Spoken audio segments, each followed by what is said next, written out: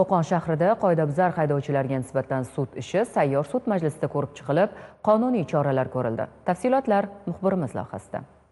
Hujjatlaringiz joyida, sug'urtangiz bor. Rul chambaragini tutgan har bir haydovchi harakat vaqtida belgilab qo'yilgan yo'l harakati qoidalariga amal qilishi shart. Qoidalarga beparvolik esa qonuniy javobgarlikka sabab bo'ladi. Ushbu transport vositasi Uchko'prik tumani Navro'zshoh ko'chasi Chezil orqali to'xtatilganda bo'ysunmasdan harakatlangani uchun to'xtatish choralari ko'rilib, ushlab kelinib, haydovchini tekshirganimizda haydovchilik guvohnomasidan mahrum bo'lgani aniqlandi.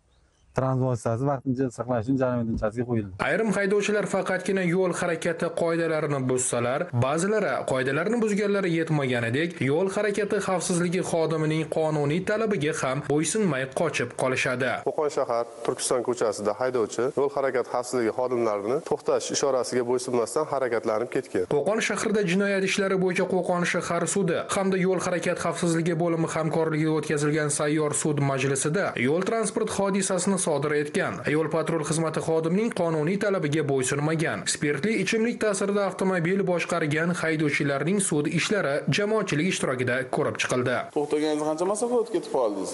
Umuman to'xtamay ketib qoldingiz. Qo'pol turdagi qoidabuzarliklarni sodir etgan haydovchilar bugun qilgan qilmishidan, sodir etgan qoidabuzarligidan afsusda. Matiz mashinamda ketib turganimda yo'l patrul xizmati to'xtatishganda to'xtamadim. Bugungi sayyor sud majlisida qoidabuzarligimni tushuntirishdi va menga chora ko'rishdi. Qoidabuzarligimni tushunib yetdim, endi bu ish takrorlanmaydi. Boshqalarga ham tavsiya qilmayman. So'nggi pushmon o'zingga dushman deb bejiz aytilmagan. Agarchi haydovchilar qilgan qilmishlaridan pushaymon bo'lsalar-da, ularning qoidabuzarliklariga javobgarlik muqarrar. Huquqbuzar O'zbekiston Respublikasi Ma'muriy javobgarlik to'g'risidagi kodeksi 131-modda 1-qismida ko'rsatilgan ma'muriy huquqbuzarlikni sodir etishda aybli deb topilsin.